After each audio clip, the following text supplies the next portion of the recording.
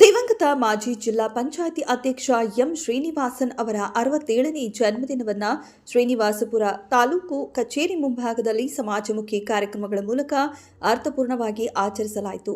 ಹಿರಿಯ ಸಾಹಿತಿ ಕೋಟಿಗಾನಹಳ್ಳಿ ರಾಮಯ್ಯ ಅವರ ಅಧ್ಯಕ್ಷತೆಯಲ್ಲಿ ನಡೆದ ಕಾರ್ಯಕ್ರಮವನ್ನು ಗಣ್ಯರು ದೀಪ ಬೆಳಗಿಸುವ ಮೂಲಕ ಉದ್ಘಾಟಿಸಿದರು. ಕಾರ್ಯಕ್ರಮದಲ್ಲಿ 2025 ಹಾಗೂ 26ನೇ ಸಾಲಿನ ಎಸ್ಎಸ್ಎಲ್ಸಿ ಹಾಗೂ ಪಿಯುಸಿ ಪ್ರತಿಭಾವಂತ ವಿದ್ಯಾರ್ಥಿಗಳನ್ನು ಸನ್ಮಾನಿಸಲಾಯಿತು. ಪ್ರತಿ ಗ್ರಾಮ ಪಂಚಾಯಿತಿಯಿಂದ 2 ವಿದ್ಯಾರ್ಥಿಗಳಿಗೆ ಶೈಕ್ಷಣಿಕ ನೆರವು ನೀಡಲಾಯಿತು. ಇದೇ ವೇಳೆ ಮಾಜಿ ಗ್ರಾಮ ಪಂಚಾಯಿತಿ ಸದಸ್ಯರು ಹಾಗೂ ಸೇನೆಯಲ್ಲಿ ಸೇವೆ ಸಲ್ಲಿಸಿ ನಿವೃತ್ತರಾದ ಸೈನಿಕರನ್ನು ಗೌರವಿಸಿ ಸನ್ಮಾನಿಸಲಾಯಿತು. ಕಾರ್ಯಕ್ರಮದಲ್ಲಿ ಮಾತನಾಡಿದ ಡಾಕ್ಟರ್ ಚಂದ್ರಕಲಾ ಶ್ರೀನಿವಾಸನ್, ಎಂ ಶ್ರೀನಿವಾಸನ್ ಅವರು ಜನರ ಸಮಸ್ಯೆಗಳಿಗೆ ತಕ್ಷಣ ಸ್ಪಂದಿಸುತ್ತಿದ್ದ ಜನಪರ ವ್ಯಕ್ತಿಯಾಗಿದ್ದರು.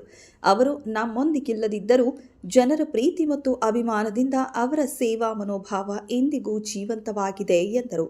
ಶಿಕ್ಷಣವೇ ಜೀವನದಲ್ಲಿ ಬದಲಾವಣೆ ತರುವ ಪ್ರಮುಖ ಶಕ್ತಿ. ಆದ್ದರಿಂದ ಪ್ರತಿಭಾವಂತ ವಿದ್ಯಾರ್ಥಿಗಳನ್ನು ಗುರುತಿಸಿ ಪ್ರೋತ್ಸಾಹಿಸುವುದು ಕುಟುಂಬದ ಆಶಯವಾಗಿದೆ ಎಂದು ತಿಳಿಸಿದರು. ಜಾತಿ ಮತ ಭೇದವಲ್ಲದೆ ಸಮಾಜಕ್ಕೆ ನೆರವಾಗುವ ಕಾರ್ಯಗಳನ್ನು ಮುಂದುವರಿಸುವುದೇ ದಿವಂಗತ ಎಂ ಶ್ರೀನಿವಾಸನ್ ಅವರಿಗೆ ಸಲ್ಲಿಸುವ ನಿಜವಾದ ಗೌರವ ಎಂದು ಅವರು ಹೇಳಿದರು. ಕಾರ್ಯಕ್ರಮದಲ್ಲಿ ಕುಟುಂಬಸ್ಥರು, ವಿದ್ಯಾರ್ಥಿಗಳು, ಪೋಷಕರು, ವಿವಿಧ ಸಂಘ ಸಂಸ್ಥೆಗಳ ಪದಾಧಿಕಾರಿಗಳು ಹಾಗೂ ಅಭಿಮಾನಿಗಳು ಹೆಚ್ಚಿನ ಸಂಖ್ಯೆಯಲ್ಲಿ ಭಾಗವಹಿಸಿದ್ದರು. ಹುಟ್ಟುಹಬ್ಬ, ಪ್ರತಿ ಹುಟ್ಟುಹಬ್ಬಕ್ಕೆ ಬೆಳಗ್ಗೆ 6 ಗಂಟೆಗೆ ಎಲ್ಲರೂ ಒಂದೊಂದು ಕೇಕು, ಹಾರ ತಗೊಂಡು ಮನೆಗೆ ಬಂದ್ಬಿಡೋರು. ಅಣ್ಣ ಏನ್ ಮಾಡೋರು, ಒಂದೊಂದ್ಸರಿ ಮುಖಾನು ತೊಳೆದಿರ್ತಿರ್ಲಿಲ್ಲ. ಅಯ್ಯೋ ಪಾಪ ಇಷ್ಟೊತ್ತಿಗೆ ಬಂದ್ಬಿಟ್ಟಿದ ಕೆಳಗಡೆ ಬಂದ್ರೆ 11-12 ಗಂಟೆವರೆಗೂ ಹಂಗೆ ಜನ ಬರ್ತಾ ಇರೋರು, ಕೇಕ್ ತರ್ತಾ ಇರೋರು, ಹಾರಗಳು ತರ್ತಾ ಇರೋರು. ನಮಗೊಂದು ಹಬ್ಬ ಅದನ್ನ ನೋಡಕ್ಕೆ ಇಷ್ಟೊಂದು ಅಭಿಮಾನ ಇಟ್ಕೊಂಡಿದ್ದಾರಲ್ಲ. ನಾನು ಯಾವಾಗ ರೇಗಿಸ್ತಾ ಇದ್ದೆ ಅವ್ರನ್ನ, ಅದೇನು ಎಲ್ಲರೂ ಹಾರಗಳು ಕೇಕ್ಗಳು ತಗೊಂಡ್ ಬರ್ತಾರೆ, ಏನ್ ಮಾಡ್ತೀಯ ಅಷ್ಟೊಂದು ಕೇಕ್ ಎಲ್ಲ ಅಂತಂದ್ಬಿಟ್ಟು. ಜನಕ್ಕೆ ಅಭಿಮಾನ ಇತ್ತು. ನಾನು ಬರೀ ವೈದ್ಯರಾಗಿ ನನ್ನ ಕೆಲಸ ನಾನು ಮಾಡ್ಕೊಂಡು ಹೋಗ್ತಾ ಇದ್ದೆ. ಇದೆಲ್ಲ ನನಗೆ ಅವಾಗ ಅಷ್ಟು ಅರ್ಥ ಆಗ್ತಾ ಇರ್ಲಿಲ್ಲ. ಆದ್ರೆ ಅವರು ದೈಹಿಕವಾಗಿ ನಮ್ಮನ್ನ ಬಿಟ್ಟೋದ ಮೇಲೆ ಕೂಡ ನಮ್ಮ ಜೊತೆ ಶ್ರೀನಿವಾಸಪುರ ತಾಲೂಕಿನ ಜನ, ಅವರ ಸ್ನೇಹಿತರು, ಅವರ ಅಭಿಮಾನಿಗಳು, ಎಲ್ಲ ಸಂಘ ಸಂಸ್ಥೆಗಳವರು, ಜಾತ್ಯತೀತವಾಗಿ ಎಲ್ಲ ಜಾತಿಗೆ ಸೇರಿದಂಥ ಜನ ನಮ್ಮ ಜೊತೆ ತೋರಿಸ್ತಾ ಇರ್ತಕ್ಕಂಥ ಅಭಿಮಾನ ಇವತ್ತು ಕೂಡ ಈ ಸಮಾರಂಭಕ್ಕೆ ಶ್ರೀನಣ್ಣನ ಹೆಸರು ಇನ್ನೂ ಜೀವಂತವಾಗಿದೆ. ಶ್ರೀನಣ್ಣ ಹೆಸರು ಹೇಳಿದ್ರೆ ಅಭಿಮಾನ ತೋರಿಸ್ತಕ್ಕಂಥ ಜನ ಇನ್ನೂ ಇದ್ದಾರೆ. ಸೊ ಅದನ್ನ ನಾವು ಯಾವತ್ತೂ ಕಳ್ಕೋಬಾರ್ದು. ಶ್ರೀನಣ್ಣ ಅಂತಂದ್ರೆ ಒಂದು ಬರೀ ದೇಹ ಹೋಗಿರ್ಬೋದು ಅಷ್ಟೇನೆ, ನಾವ್ ಯಾವತ್ತೂ ಆ ಥರ ಅಂದ್ಕೊಂಡೇ ಇಲ್ಲ. ಅವರ ಶಕ್ತಿ ನಮ್ಮೊಂದಿಗಿದೆ. ಈಗ ನಾವೇನೇನ್ ಮಾಡ್ತಾ ಇದ್ದೀವಿ, ನಮ್ಗೆ ಏನ್ ಧೈರ್ಯ ಇದೆ, ಎಲ್ಲ ಅವರ ಶಕ್ತಿನೇ. ಒಬ್ಬ ಮನುಷ್ಯ ಈಗ ಸುಮಾರು ಸಾರಿ ಹಾಸ್ಪಿಟ್ಲಿಗೆ ಬರ್ತಾರೆ ಅಥವಾ ಮನೆಗೆ ಬರ್ತಾರೆ, ಅವರ ಒಡನಾಡಿಗಳು, ಅವ್ರ ಜೊತೆಲಿದ್ದವರು ಏನ್ ಹೇಳ್ತಾರೆ ಅಂದ್ರೆ, ಅಕ್ಕ ಸೀನಣ್ಣ ಬಂದು ನಮ್ಗೇನು ಕೆಲಸ ಮಾಡ್ಬೇಕಾಗಿರ್ಲಿಲ್ಲ, ಒಂದು ಫೋನ್ ಮಾಡಿ ಹೇಳಿದ್ರೆ ನಮ್ ಕೆಲಸ ಆಗೋಗ್ತಾ ಇತ್ತು. ಇಲ್ಲ ನಾವು ಯಾವ್ದೇ ಕಚೇರಿಗಳಿಗೆ ಹೋದ್ರು ನಾವು ಸೀನಣ್ಣ ಕಡೆಯವರು ಅಂತ ಸೀನಣ್ಣ ಹೇಳ್ತಾ ಇರ್ಲಿಲ್ಲ, ಆದ್ರೆ ನಾವು ಸೀನಣ್ಣನ ಕಡೆಯವರು ಅಂತಂದ್ರೆ ನಮ್ ಕೆಲಸ ಆಗ್ಬಿಡೋದಕ್ಕ. ಇವತ್ತು ನಾವು ಯಾರ ಹತ್ರಗೂ ಹೋಗಕ್ಕಾಗ್ತಾ ಇಲ್ಲ. ನಾವು ಕೆಲವು ಸಾರಿ ಹಳ್ಳಿಗಳಿಂದ ಶ್ರೀನಿವಾಸಪುರ ಟೌನ್ಗೆ ಬರೋದಿಲ್ಲ. ಈ ತರ ಆಗ್ಬಿಟ್ಟಿದೆ ನಮ್ಮ ಪರಿಸ್ಥಿತಿ ಅಂತ ಅವ್ರ ನೋವನ್ನ ಅವರು ತೋಡ್ಕೊಳ್ತಾ ಇದ್ರು. ಇವತ್ತೇನಾಗಿದೆ, ಅನಾಥ ಭಾವನೆ ಇರ್ತಕ್ಕಂಥದ್ದು, ದುಃಖ ಇರ್ತಕ್ಕಂಥದ್ದು ಬರೀ ನಮ್ಮ ಕುಟುಂಬಕ್ಕೆ ಮಾತ್ರ ಅಲ್ಲ, ಸಮಾಜದಲ್ಲಿ ಶ್ರೀನಿವಾಸಪುರ ತಾಲೂಕಲ್ಲಿ, ಕೋಲಾರ ಡಿಸ್ಟ್ರಿಕ್ಟ್ ಅಲ್ಲೂ ಕೂಡ ತುಂಬಾ ಜನ ಅವ್ರು ಇಲ್ಲ ಅಂತಕ್ಕಂಥ ನೋವನ್ನ ಅನುಭವಿಸ್ತಾ ಇದ್ದಾರೆ. ಕೆಲವರು ಹೇಳ್ಕೊಳಕ್ಕಾಗಲ್ಲ, ಕೆಲವರು ಹೇಳ್ಕೊಳ್ತಾರೆ. ಈ ನೋವು ಎಲ್ಲರಲ್ಲೂ ಇದೆ. ನಮ್ಮಲ್ಲಿ ಸ್ವಲ್ಪ ಜಾಸ್ತಿ ಇರ್ಬೋದು, ಬೇರೆಯವರಲ್ಲಿ ಸ್ವಲ್ಪ ಕಡಿಮೆ ಇರ್ಬೋದು. ಆದ್ರೆ ಅವರ ಅನುಪಸ್ಥಿತಿಯನ್ನ ಎಲ್ಲರೂ ಫೀಲ್ ಮಾಡ್ತಾ ಇದ್ದಾರೆ. ಅಯ್ಯೋ ಸೀನಣ್ಣ ಇರ್ಬೇಕಿತ್ತು, ಇದ್ದಿದ್ರೆ ನಾವ್ ಹೆಂಗೋ ಇರ್ತಾ ಇದ್ವಿ ಅಂತಕ್ಕಂಥ ಫೀಲಿಂಗ್ ಖಂಡಿತ ಎಲ್ಲರಿಗೂ ಇದೆ. ಹೌದಾ ಅಲ್ವಾ? ಎಲ್ಲರೂ ಅದನ್ನ ನಮ್ಮ ಹತ್ರ ಎಕ್ಸ್ಪ್ರೆಸ್ ಮಾಡ್ತಾರೆ. ಸೊ ಅದಕ್ಕೆ ನಾವೇನ್ ಮಾಡಿದ್ವಿ, ಇವತ್ತು ಅವರ ಹೋದ ವರ್ಷ ನಮ್ಗೆ ಮಾಡಕ್ ಆಗ್ಲಿಲ್ಲ, ಯಾಕೆಂದ್ರೆ ಅವತ್ತು ಹಬ್ಬ ಬಂದ್ಬಿಡ್ತು. ಈ ವರ್ಷ ಒಬ್ಬ ಮನುಷ್ಯ ಹುಟ್ಟಿದ್ದು ಬದುಕೋದಕ್ಕೆ ಒಂದು ಸಾರ್ಥಕತೆ ಬೇಕು. ಈಗ ಒಂದು ಪ್ರಾಣಿನೂ ಹುಟ್ಟುತ್ತೆ, ತಿನ್ನುತ್ತೆ, ಅದು ಒಂದು ಮರಿ ಹಾಕುತ್ತೆ, ನಿದ್ದೆ ಮಾಡುತ್ತೆ, ಸತ್ತೋಗುತ್ತೆ. ಮನುಷ್ಯರಿಗೂ ಪ್ರಾಣಿಗಳಿಗೂ ಇರೋ ವ್ಯತ್ಯಾಸ ಏನು ಅಂತಂದ್ರೆ, ನಾವು ಪ್ರತಿದಿನ ಬದುಕಿದ್ದ ಪ್ರತಿದಿನ ಒಂದು ಅರ್ಥಪೂರ್ಣವಾಗಿ ಬದುಕಬೇಕು. ನನಗೂ ಎಷ್ಟೊಂದ್ಸಾರಿ ಅನ್ಸುತ್ತೆ, ನಾನು ಇನ್ನೊಂದು ಎಷ್ಟು ವರ್ಷ ಅಂತ ಬದುಕಿರ್ತೀನಿ. ಆದ್ರೆ ಪ್ರತಿದಿನ ಅಯ್ಯೋ ನಮ್ಮ ಯಜಮಾನ್ರಿಲ್ಲ,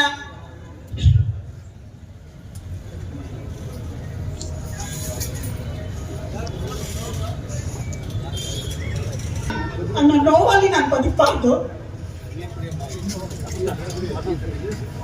ಆ ಥರ ನಾನು ಬದುಕಬಾರ್ದು. ಇನ್ನೆಷ್ಟು ವರ್ಷ ಇರ್ತೀನೋ ಗೊತ್ತಿಲ್ಲ. ಪ್ರತಿದಿನ ಅವ್ರು ಮಾಡಬೇಕಾಗಿದ್ದ ಕೆಲಸಗಳಲ್ಲಿ ನನ್ನ ಕೆಲಸಗಳ ಜೊತೆಗೆ ಅವರು ಇದ್ದಾರೆ ಅನ್ನೋ ಥರ ಅವ್ರು ಏನು ಮಾಡ್ತಾ ಇದ್ರು ಅದ್ರಲ್ಲಿ 1% ಆದರೂ ನಾವು ನಮ್ಮ ಕುಟುಂಬದಿಂದ ಮಾಡಬೇಕು. ಅವಾಗೆ ಅವರನ್ನ ಅಕಾಲಿಕವಾಗಿ ಇಲ್ಲದೆ ಆಗಿರ್ತಕ್ಕಂಥ ನೋವು ಹೋಗೋದು ಅಂತ ಅನ್ಕೊಂಡು ನಾನು ದಿನ ಬೆಳಗ್ಗೆ ಕೆಲಸ ಮಾಡ್ತೀನಿ. ನಾನು ನಾಳೆ ಇರ್ತೀವೋ ಇಲ್ವೋ, ಇವತ್ತು ಏನ್ ಮಾಡ್ಬೇಕು ಅದು ಮಾಡ್ಬಿಡ್ಬೇಕು. ಅವ್ರ ಇರುವಿಕೆ ಜನಗಳಲ್ಲಿ ಇರಬೇಕು. ಅವ್ರು ಹೋಗಿಲ್ಲ, ಯಾಕೆಂದ್ರೆ ಹುಟ್ಟು ದೇವ್ರ ಕೈಯಲ್ಲಿರೋದು, ಸಾವು ಕೂಡ ದೇವ್ರ ಕೈಯಲ್ಲಿರೋದು. ಯಾವುದೇ ಒಬ್ಬ ಮನುಷ್ಯರು ಇಲ್ದಿರ ಮಾಡಿದ್ರೆ ಆ ಮನುಷ್ಯ ಖಂಡಿತ ಇಲ್ಲದೆ ಆಗಲ್ಲ. ಅದೊಂದು ಶಕ್ತಿ. ಆ ಶಕ್ತಿ ಎಲ್ಲರಲ್ಲೂ ಇದ್ದೇ ಇರುತ್ತೆ, ಕಣ್ಣಿಗೆ ಕಾಣಿಸಲ್ಲ ಅಷ್ಟೇನೆ. ಸೊ ಅದನ್ನ ನಾವು ದಿನ ಫೀಲ್ ಆಗ್ತೀವಿ. ನಮ್ಮ ಮನೇಲಿ ನಾವು ಯಾವಾಗ್ಲೂ ಅನ್ಕೊಳ್ತೀವಿ ಅವರು ನಮ್ಮ ಹತ್ರ ಇದ್ದಾರೆ. ಆ ಶಕ್ತಿನ ನಾವು ಉಳಿಸ್ಬೇಕು. ಅವ್ರು ಏನ್ ಮಾಡ್ತಾ ಇದ್ರು ಅದ್ರಲ್ಲಿ ಒಂದಷ್ಟಾದ್ರೂ ನಾವು ಮಾಡಿ ಜನಕ್ಕೆ ಒಳ್ಳೇದು ಮಾಡಬೇಕು. ಅವರಷ್ಟು ಶಕ್ತಿ ನಮ್ಗಿಲ್ಲ, ಆದ್ರೂ ನಮ್ ಕೈಲಾದಷ್ಟು ಮಾಡ್ಬೇಕು ಅಂತ ಅನ್ಕೊಂಡ್ವಿ. ಆದ್ರಿಂದ ಹೇಗ್ ಮಾಡ್ಬೇಕು ಇವತ್ತು ಅಂತ ಯೋಚನೆ ಮಾಡಿದ್ವಿ. ಬರೀ ಅವರಲ್ಲಿ ಹೋಗಿ ಪೂಜೆ ಮಾಡಿ ಬಂದ್ರೆ ಸಾಲದು. ಪ್ರತಿಭಾವಂತ ಮಕ್ಕಳಿಗೆ ಈಗ ಇವ್ರು ಹೇಳಿದ ಹಾಗೆ ವಿದ್ಯೆ ಅಂತಕ್ಕಂಥದ್ದು ಒಂದು ಅಸ್ತ್ರ. ಇವತ್ತು ನಮ್ಮ ತಂದೆ ತಾಯಿ ಅಥವಾ ತೀನಣ್ಣ ತಂದೆ ತಾಯಿ ಎಲ್ಲ ತುಂಬಾ ಸಾಹುಕಾರ ಏನಲ್ಲ. ನಾವು 1-2 ಜೊತೆ ಬಟ್ಟೆ ಇಟ್ಕೊಂಡು ಸ್ಕೂಲ್ಗೆ ಹೋಗ್ತಾ ಇದ್ದವ್ರು. ಇದೇ ಊರಲ್ಲಿ ನಾನು ಹೈಸ್ಕೂಲ್ PUC ಮಾಡಿದ್ದು. ಅವ್ರ ತಂದೆ ತಾಯಿ ಕೂಡ ತುಂಬಾ ಬಡವರೇ, ನಮ್ಮ ತಂದೆ ತಾಯಿ ಕೂಡ ಸಾಮಾನ್ಯದವ್ರೆ. ಆದ್ರೂ ಇವತ್ತು ಅವರೇನೋ ಆಗಿದ್ರು, ನಾನೊಂದು ಡಾಕ್ಟರ್ ಆಗಿದ್ದೀನಿ, ನಮ್ಮ ಮಕ್ಕಳು ಚೆನ್ನಾಗಿದ್ದಾರೆ, ಎಲ್ಲರೂ ಚೆನ್ನಾಗಿದ್ದಾರೆ ಅಂತಂದ್ರೆ ಅರ್ಥ ಅದಕ್ಕೆ ವಿದ್ಯೆ.